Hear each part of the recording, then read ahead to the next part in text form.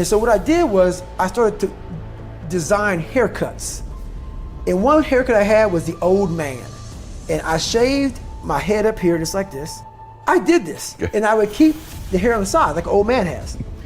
And one time I shaved my whole head and had a reverse part. So I had hair up here and it kind of zigzag. So I did things to be this cool, crazy, kind of like creative kid.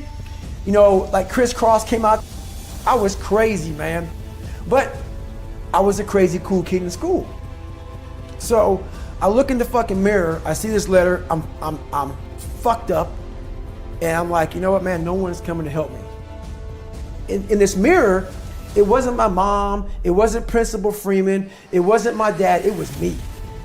Because when nobody coming back to fucking help David Goggins, that was my mindset now. And so with my non-spelling ass, I started getting these sticky notes and writing, you're fucked up. And my mom wakes up like, what is wrong with you? I go, man, I have to change because I can't stay here. I can't, I looked at myself in the mirror and I was defeated. I go, look at myself. I'm like, who am I? So I'm defeated in this mirror and I'm like, okay, I'm changing. I said, Mom, can we please get a tutor? So we can only afford $15 a week for a tutor. So I have 4 hours a month. Okay. 4 hours a month. I had a 4th grade reading level, man. 4 hours a month for 6 months. That's all I had. So this tutor did one thing for me, very big. But basically, she saw that I was slow, very slow, and couldn't retain shit. And I think she was joking. She goes, you're gonna have to write down everything 1,000 times for you to remember this. I took it as okay, roger that. So I literally went to the store and I bought these spiral notebooks. And I started literally writing down, let's say it's a math equation, the same fucking math equation over and over and over and over again. When it came to a paragraph comprehension, I couldn't read the fucking paragraph and then remember it. So we had like, I think 25 or 30 paragraph comprehension things. I had to write down the whole fucking thing, like a whole paragraph, and you don't have much time to take the fucking test. But that's how I learned. So how I learned the Navy Dive Man, it was like 1,000 pages, Navy Dive Man. I got it a year in advance and wrote the book out probably 14 times. Like the Boyle's Law, Child's Law, Gay-Lussac's Law, Dalton's Law, all these laws, but over and over, the whole manual. So it's not like, so now I've done it so many times I can go back in my mind and say, okay, page 71 was Boyle's Law.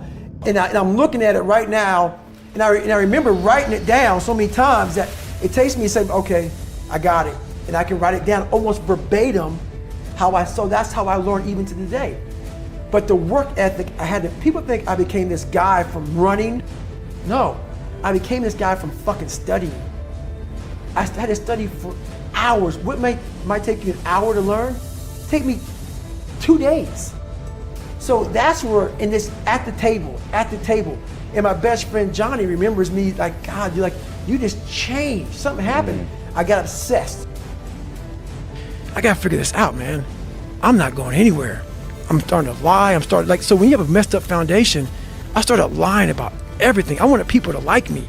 I wanted to be accepted in some society of life, some social society. And I was like, man, this isn't the right way. I'm messed up here, I'm messed up here, I'm messed up everywhere. And so I realized the worst thing that happened to me is I lost myself. I never had myself, I never found myself. I had no self-esteem. So I knew through working out and through learning, because it took a lot for me to learn also, I started finding self-esteem. Once I found that, that's when doors started opening up. I stopped caring about people, that what they thought, being judged. Wow, if I say this, if I started right now, are you gonna make fun of me? I stopped caring about that. And that's when my life started really changing for me, slowly but surely. I say, my God, like, no, don't look at it like, I didn't care about losing weight. I didn't care about being the fastest person. I wasn't making the Olympics. I wasn't going to pros. I could barely read and write when I was in a junior in high school. I wasn't going anywhere. I saw working out as a way for me to build calluses on my mind. I had to callous over the victim's mentality. So I watched these movies. I talked about Rocky last time I was on here. I always equated training to mental toughening. Like, it always looked brutal. People waking up early and doing all these things, and it looked horrible. I was like, wow, man, I gotta start doing that. not to get better, bigger, and stronger, but that is what's going to build me. That looks uncomfortable. That looks brutal. And getting up early, I don't want to do that. So I made this long list of things I don't want to do. And through that, I found myself. I started, I'm like, you guys aren't doing this shit in high school. You guys aren't getting up at 5 o'clock in the morning, running over here in this golf course. So I started seeing myself very differently than the average human being. I was like, hang on a second. I have something they don't have. And that's when I started to develop these things through working out. It was this great, never-ending work ethic. And through work ethic, I developed self-esteem. This through discipline, through self-discipline, through repetition, through tons of repetition of the same thing that you don't want to do. And that's the key thing. Through repetition of things you don't want to do, you develop mental, like an armor for your mind. Start to armor your mind, because your mind's like, okay, we suffer every day. It's what we do. We do stuff that sucks every day. And that's how I started coming up. I just started being very uncomfortable. And now it's like just a way of life. Look, dude, I believe that everybody has a gift. Every single human out there listening right now, you have a gift. The thing that you have working against you is you have all these other people now, right? 30 years ago, 20 years ago, we didn't have Instagram. We couldn't watch people and emulate them. We sort of had to learn our own little craft as we went, all right? But now we get to see what everybody's doing. And our tendency as humans is to emulate the style or the personality or the way that someone speaks or the way they do their content and all these different things. But here's the thing that you don't understand, is that by doing this, you are actually keeping yourself from becoming great, because the most that you could ever be when you do these things is a watered down, lesser version of what someone else is doing, all right? And how do you know that your own style and your own way of doing things that you would develop little by little by little, if you would just take little risks, is it going to be greater than all of those things that you watch? Okay?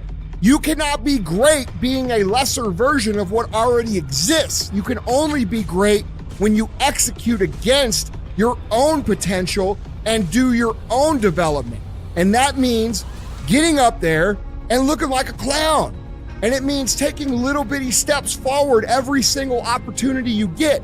No one comes out and is just great at business or great at athletics or great at science or great at speaking. It doesn't fucking happen, man. The first speech I ever gave, I remember it, dude. There were 6 fucking people there, all right? And I had a piece of paper, and I'm reading the notes, and I was shaking.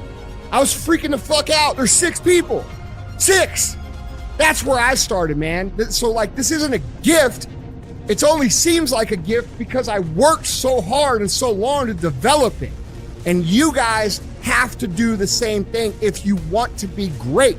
If you want to be good and you want to be effective and you want to be, not great, you just want to be good, then yeah, dude, take someone else's style, emulate everything they do. Clearly it might work, but if you want to be great, if you want to be one of the best that's ever fucking lived at what you do, you have to understand that it's about developing our own skills. It's about developing our own style. It's about developing our own swagger. It's about developing our own selves.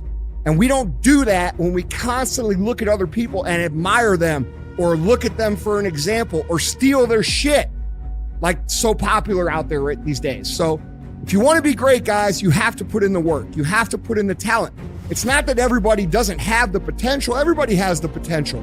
It's just they're not developing it because there's too much distraction out that we didn't have 20 years ago.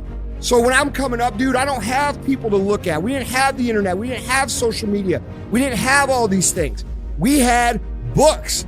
And if I wanted to learn how to speak or learn how to do anything, guess what I had to do? I had to go fucking do it and suck in front of everybody. And we've lost that in society now. Everybody wants to be a lesser version of something else. And guys, I'm telling you, you can't win long-term doing that. My whole life, I mean, I don't know if people believe in God or what. I don't care what you believe in. There's been this unrelenting voice in my head. We all have this voice. It's the right or wrong voice. And a lot of times that voice guides us into comfort. And my voice guided me into comfort a lot. But I have this other voice I heard my whole life.